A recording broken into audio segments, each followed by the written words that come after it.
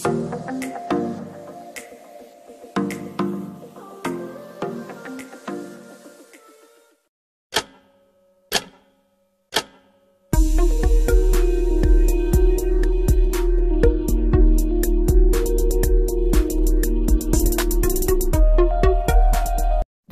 guys, mag-start na tayo magluto. Maglagay muna tayo ng ating cooking oil. Ayan, ganyan lang karami. Dahil ang gagawin natin dyan ay ating ipa-fry itong ating mga tokwa.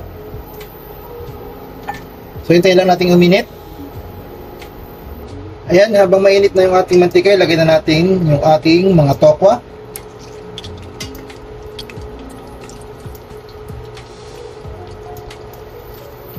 Golden brown lang natin to. Nilakihan na natin guys yung slice ng ating tokwa para magandang tingnan, para malaki, sarap, at higit sa lahat para madami siya.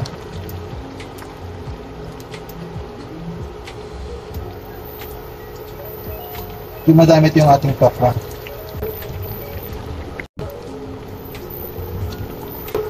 Pagkasyahin na natin dito.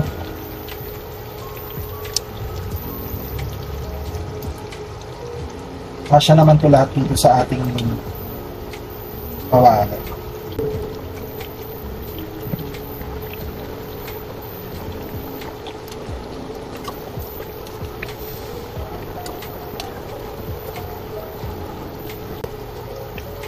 Yan. Hintayin lang natin yung mag golden brown. Guys, habang hinintay natin niluluto yung ating tokwa, slice muna natin itong ating dahon ng pechay. Yung ating pechay,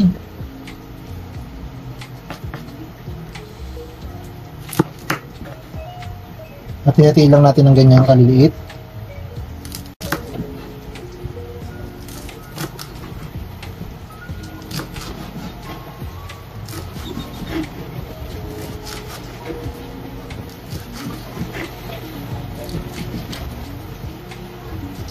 Yan.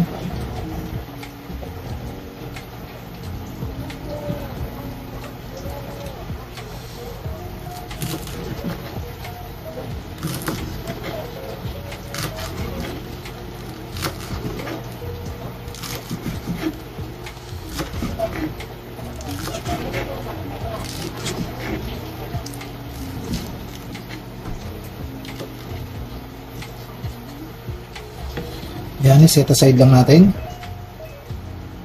Ganyan lang po.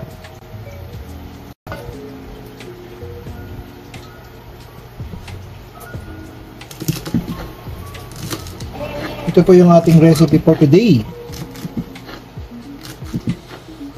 Pechay with tokwa.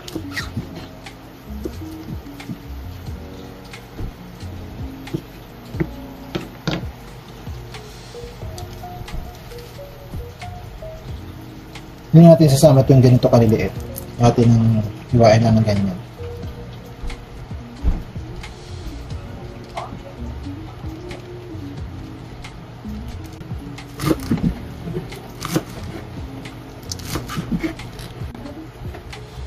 Yan, done na po tayo dito sa ating pag-slice ng ating pechay. Guys, done na po tayo dito sa ating tokwa. Yan. So yan guys, ready na po. Kompleto na yung ating ingredients. Yan, meron tayong tomato, yung ating garlic at saka yung ating onion. Then yung ating pechay at saka yung ating tokwa. Sasamahan din natin yung ating sitaw. Then may kasamang 3 itlog. Sama din po dyan yung ating pampalasa, yung ating salt, and then yung ating MSG.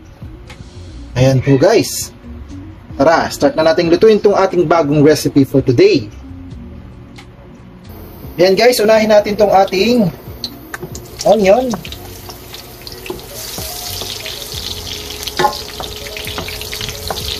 Isa.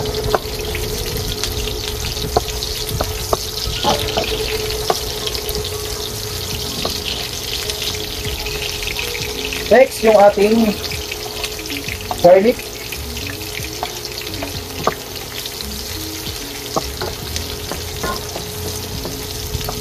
Sunod na rin natin dyan yung ating dalawang kamatis na slice natin ng ganyan.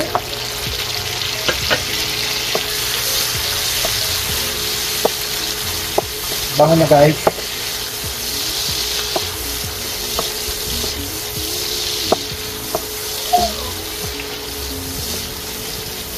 Yan, pamulahin natin kasi gawa ng ating kamatis kailangan mamulas siyang maigi.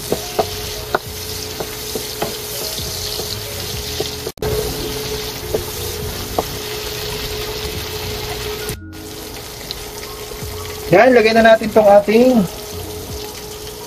sitaw.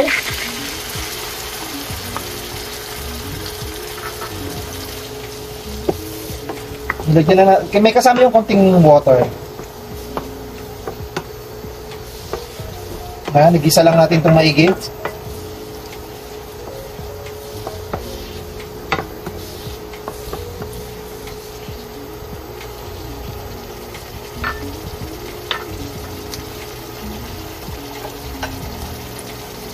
Next, isabay na rin natin dyan yung ating pechay.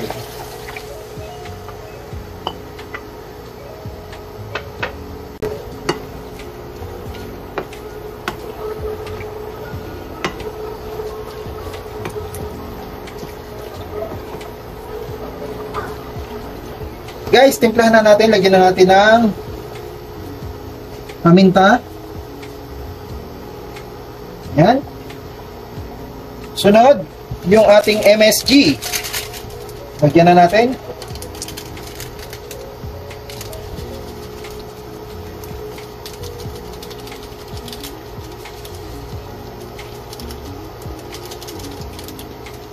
The next, lagyan natin ng konting asin.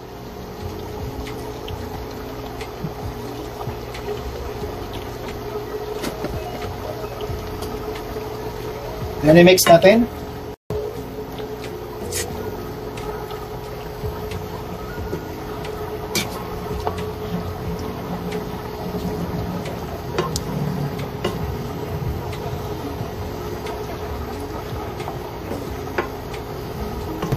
Then, i-cover lang natin.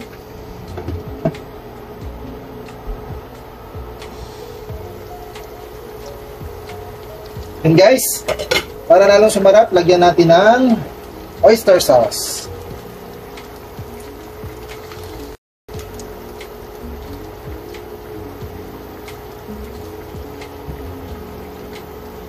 Mix na natin.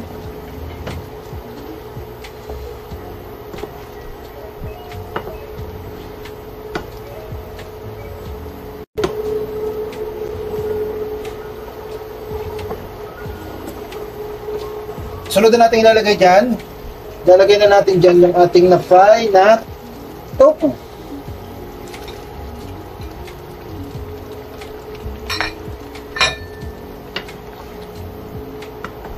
Diba?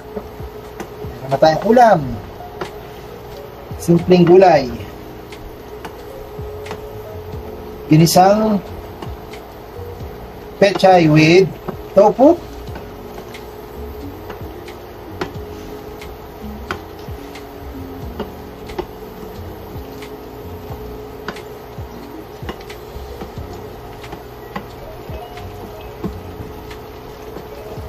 Yan. Then, cover lang natin.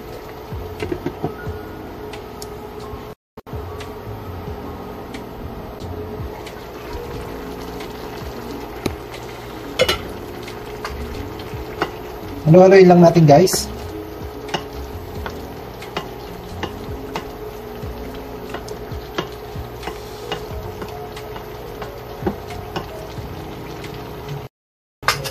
Then, tikman natin.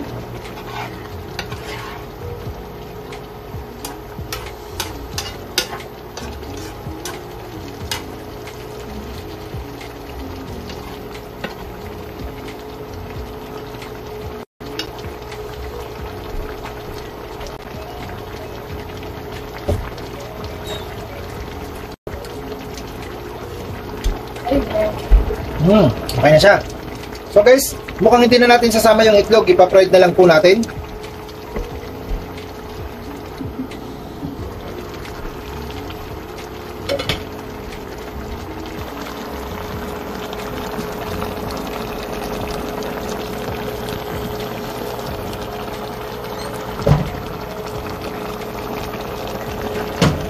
So yun guys, yung ating itlog na natira, ating lalagyan ng konting MSG.